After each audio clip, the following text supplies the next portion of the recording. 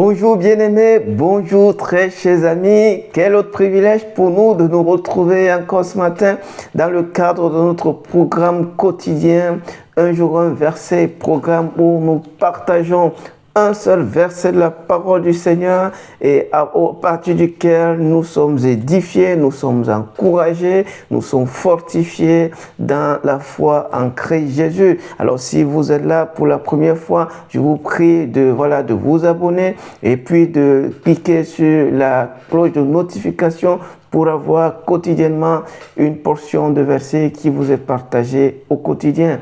Alors si vous voulez bien, prenons un court instant pour exalter le nom du Seigneur. Nous te bénissons, nous te rendons grâce et gloire. Merci pour la vie, merci pour ce souffle que tu maintiens en nous. Nous voulons te confier cette journée et nous prions t'élevant et te consacrant nos corps. Nous prions que Seigneur notre Dieu, que ceux qui sont fatigués, ils soient fortifiés par la puissance du nom du Seigneur Jésus-Christ. Nous prions que ceux qui sont malades soient guéris par la puissance qui se trouve dans le nom de Jésus-Christ. Nous prions que ceux qui passent par des situations particulièrement troublantes, Seigneur, soient revigorés, soient restaurés et connaissent un souffle et un relèvement au nom puissant de Jésus-Christ. Seigneur, nous prions que ton esprit vivifie ta parole, que nous allons examiner ce matin et qu'elle soit effectivement cette lumière additive qui va nous permettre de vivre effectivement en attendant ton glorieux retour. Au nom de Jésus, Amen. Amen, amen. Alors nous poursuivons notre partage encore ce matin en examinant le 25e verset du 3e chapitre du livre d'Actes des Apôtres. Je nous ai pris encore ce matin une version. Alors elle dit ceci, la version parole vivante. Vous êtes des héritiers de ces prophètes, les bénéficiaires de l'alliance que Dieu a conclue avec nos ancêtres lorsqu'il a promis à Abraham, je bénirai toutes les nations du monde par tes descendants. Vous êtes les fils des prophètes, les bénéficiaires de l'alliance que Dieu a conclue avec Abraham lorsqu'il lui a dit, lorsqu'il lui a promis que sa descendance bénira les nations du monde entier. Dieu a fait un programme, il a conclu une alliance à travers laquelle il bénira toutes les nations de la terre au travers d'un instrument qu'on appelle le peuple d'Israël, la descendance d'Abraham sous Isaac. Alors, ce matin, j'aimerais vite fait partager 9 choses au sujet de ce que j'appelais les raisons de se convertir, les raisons pour se convertir. Pourquoi devons-nous nous convertir? Pourquoi est-il important que nous nous convertissions? Alors Pierre, hier nous l'avons vu au verset 24, lorsqu'il a parlé de ce que ce n'est pas que Moïse qui a annoncé ces jours du Seigneur, ce n'est pas que Moïse qui a indiqué, qui a prophétisé sur la venue du Seigneur et sur la place incontournable du Seigneur. Il y a aussi tous les prophètes qui l'ont suivi depuis Samuel jusqu'à Jean-Baptiste. Ils ont annoncé la venue de Jésus-Christ. Alors si on s'en tient par exemple à Jean-Baptiste, quand il parle et quand il annonce Jésus, il dit, voilà l'agneau de Dieu qui ôte les péchés du monde. Et Pierre, hier, nous l'avons vu, a signifié, a indiqué l'incontournabilité, c'est-à-dire le fait que Jésus-Christ est incontournable, en signifiant, ou du moins, à travers ce texte, nous avons évoqué 4 principes qui nous ont permis de démontrer à suffisance le fait que Jésus-Christ est incontournable à l'égard du salut que Dieu donne. Et nous avons évoqué ces principes. On a parlé du principe de l'uniformité, on a parlé du principe du nombre, et on a parlé du principe d'autorité. Et on a aussi parlé, quatrièmement, du principe de consistance. Il, lui, a permis d'établir de manière claire et nette le caractère salutaire de la personne de Jésus, la seigneurie et la messianité de Jésus. Et là, ce matin, nous avons ce texte qui continue toujours de s'inscrire dans l'argumentaire que Pierre continue de développer à l'endroit de cette foule. Il est motivé, rappelons-le encore, par une vision qu'il a, celle de voir quelques membres de cette foule se convertir, quelques membres de ses frères juifs se tourner à Jésus. Il est convaincu que Dieu a une grande moisson à amasser, à récolter à travers cette foule nombreuse qui s'est attroupée à cause ou grâce à ce miracle signalé de l'ancien voteur de naissance. Et ici, Pierre, dans cette perspective, donc, le but de Pierre, c'est de les inviter à se convertir. Et c'est pour cela qu'il faudrait lire ce texte, n'est-ce pas, sous l'angle de ce but-là qui est visé par Pierre. Il leur dit, vous êtes les héritiers de ces prophètes. De quels prophètes parle-t-il? Eh bien, de ces prophètes qui ont parlé de Jésus, de ces prophètes qui ont annoncé la venue des jours du Seigneur. Vous êtes les fils. Alors qu'on peut se poser la question, pourquoi est-ce que Pierre place là devant eux? Quel est le but? Eh bien, le but, il est simple. Pierre veut les inviter à se convertir. Mais pour le faire, il faudrait qu'il leur rappelle un certain nombre de choses auxquelles ils sont familiers. Et donc, dire 9 raisons pour lesquelles il faut se convertir. D'abord, pour ces juifs-là qui font partie de l'auditoire de Pierre, mais aussi à vous qui nous regardez ce matin. La première raison, c'est que on a besoin de se convertir, ou du moins ces juifs avaient besoin de se convertir pour attester leur filiation. Ils avaient besoin de se convertir pour démontrer qu'ils étaient les fils de ces prophètes. Ils ne pouvaient pas se réclamer d'Abraham et de ses prophètes s'ils ne se convertissaient, en d'autres termes, s'ils ne donnaient du crédit à la personne de Jésus en acceptant de venir à lui et en acceptant de le recevoir dans leur vie, dans leur cœur. Donc, ils avaient besoin de se convertir parce qu'il fallait affirmer leur filiation à ces prophètes qui ont parlé de Jésus, ce qui va de soi. Et encore, le principe de consistance va permettre de démontrer dans cela. En d'autres termes, vous ne pouvez pas vous réclamer de ces prophètes-là et en même temps rejeter Jésus. Si vous voulez vous réclamer de ces prophètes, il faut alors se réclamer aussi de Jésus en vous identifiant à lui. Donc, on a besoin de se convertir parce que si on veut établir le fait que nous sommes des créatures de Dieu, voilà, pour ceux qui ne sont pas des Juifs, pour les Juifs, ils ont besoin de se convertir parce qu'ils doivent établir, attester, affirmer leur filiation, le fait qu'ils sont les fils, les enfants de ceux qui ont parlé de Jésus. Il n'est pas possible de se réclamer d'une personne qui a parlé de quelqu'un que l'on rejette. Généralement, c'est ce qui se passe. Je vois souvent certains de mes amis musulmans quand ils se convertissent. Parfois, ils sont même désavoués par leurs parents. Pourquoi? Eh bien, parce qu'ils ne s'associent pas à celui auquel leur enfant désormais accorde une place de choix, une place incontournable, indispensable. Donc, ces Juifs, Pierre leur dit, vous avez besoin de vous convertir pour établir le fait que vous êtes de ces prophètes. Vous êtes issus de ces prophètes qui ont parlé de Jésus. C'est la première raison. On a besoin de se convertir pour établir qu'on est fils des prophètes, qu'on est créature de Dieu, pour les gentils, les Grecs que nous sommes.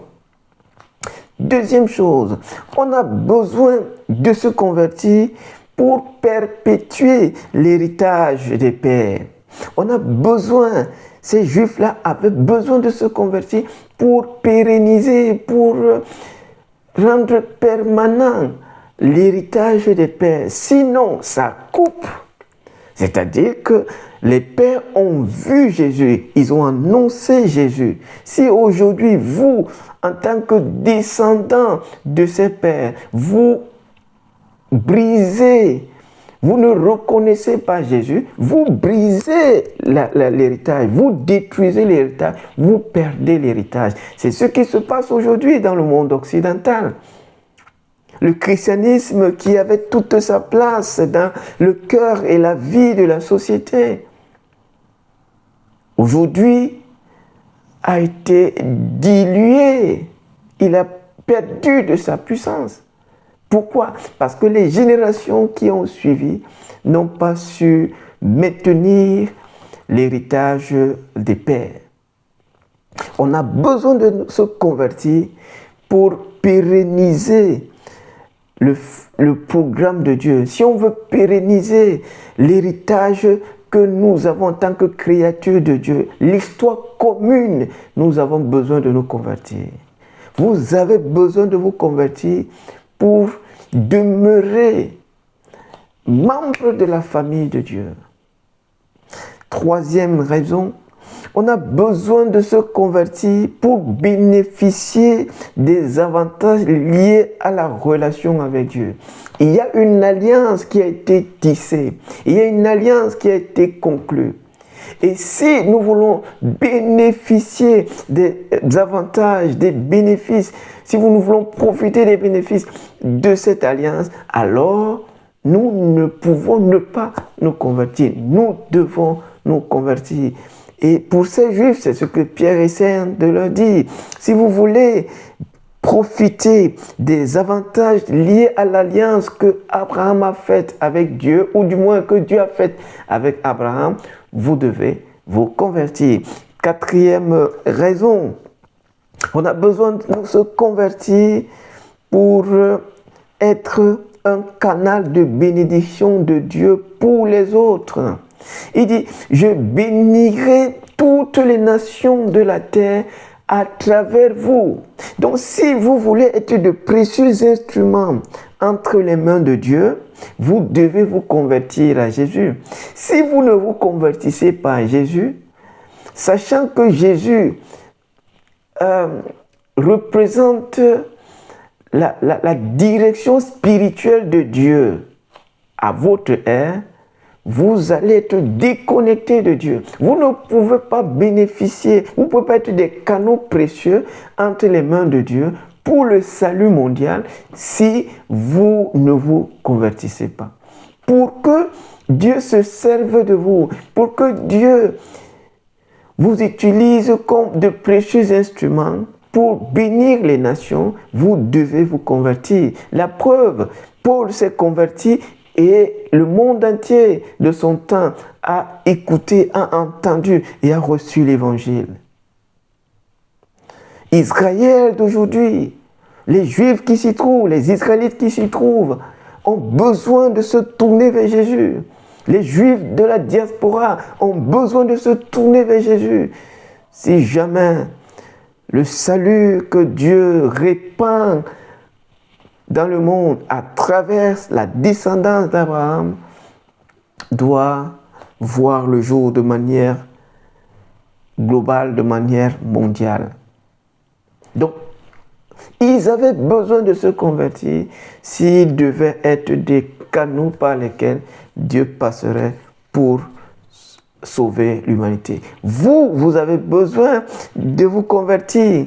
Vous qui nous écoutez, vous qui entendez ce message, pour que votre famille soit sauvée, pour que Dieu, au travers de vous, fasse du bien à votre famille, pour que Dieu, au travers de vous, protège votre famille, bénisse votre famille, prenne soin de votre famille.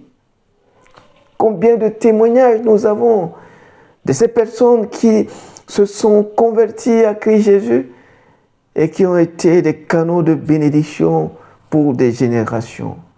5e principe, on a besoin de se convertir pour que Dieu libère sa faveur vers l'humanité, à l'endroit de l'humanité tout entière.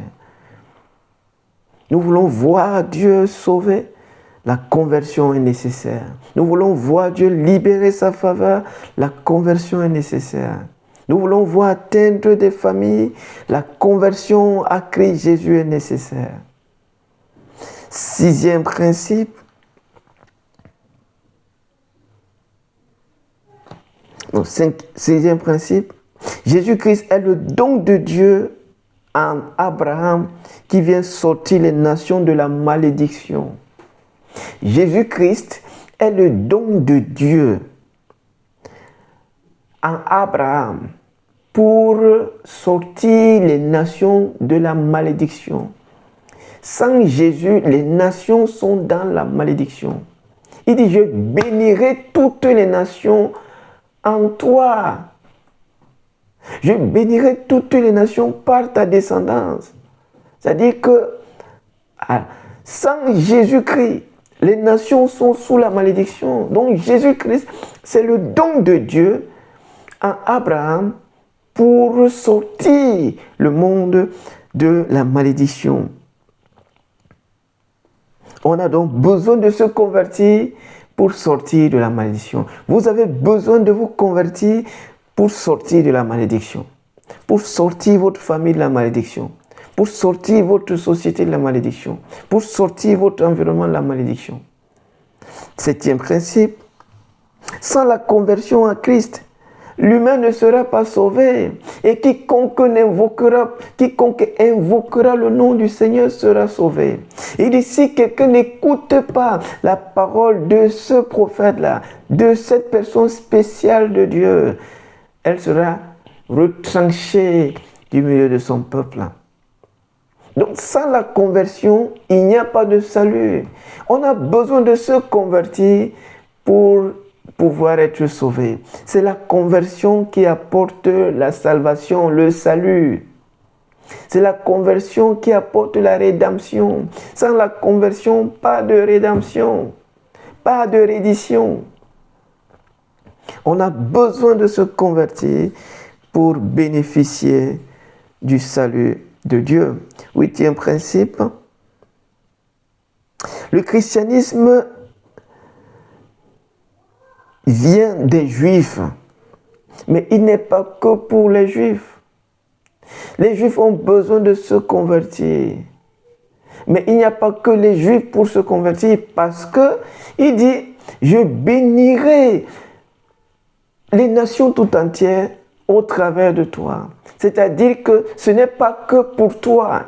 Il n'a pas dit, je bénirai les nations, je te bénirai, point. Il dit, je bénirai au travers de toi. Ça veut dire que la bénédiction t'atteint, mais elle ne s'arrête pas à toi. Elle passe par toi aussi pour atteindre les autres. Donc, Jésus-Christ est et pour les Juifs et pour les païens. Donc, Juifs comme païens ont besoin de se convertir. Parce que le salut n'est pas que pour les Juifs. Le christianisme n'est pas que pour les Juifs. Il est pour toute l'humanité. Il dit, c'est à travers Jésus que je bénirai l'humanité tout entière. 9e principe, la conversion est nécessaire si on veut vivre même l'intimité avec Dieu. C'est-à-dire qu'on a besoin de se convertir si on veut vivre une relation de proximité, d'intimité profonde avec le Seigneur. C'est cela.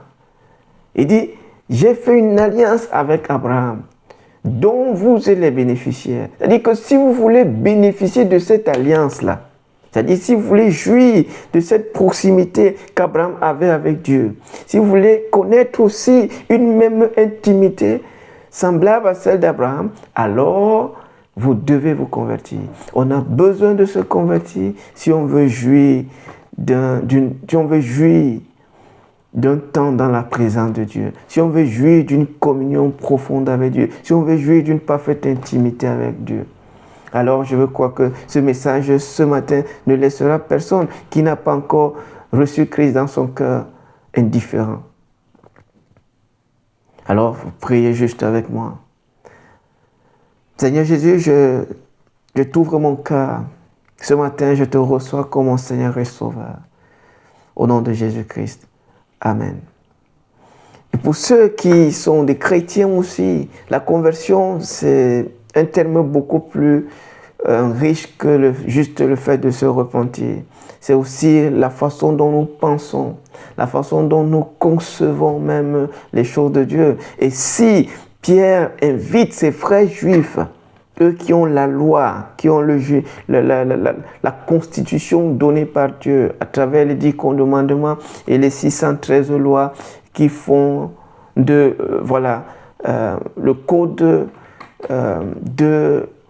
du peuple d'Israël. À plus forte raison, nous.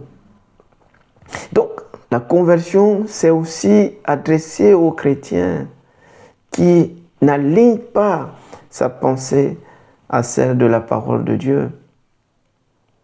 Se convertir, c'est renouveler aussi son système de pensée. Se convertir, on l'a vu déjà, si vous voulez aller regarder la vidéo sur se repentir et se convertir. Et ça va davantage apporter un plus à ceux qui ont des questions à ce sujet. Dieu nous bénisse. Excellente journée à chacun et retrouvons-nous demain pour un autre moment de partage de la parole du Seigneur. Paix dans le Seigneur.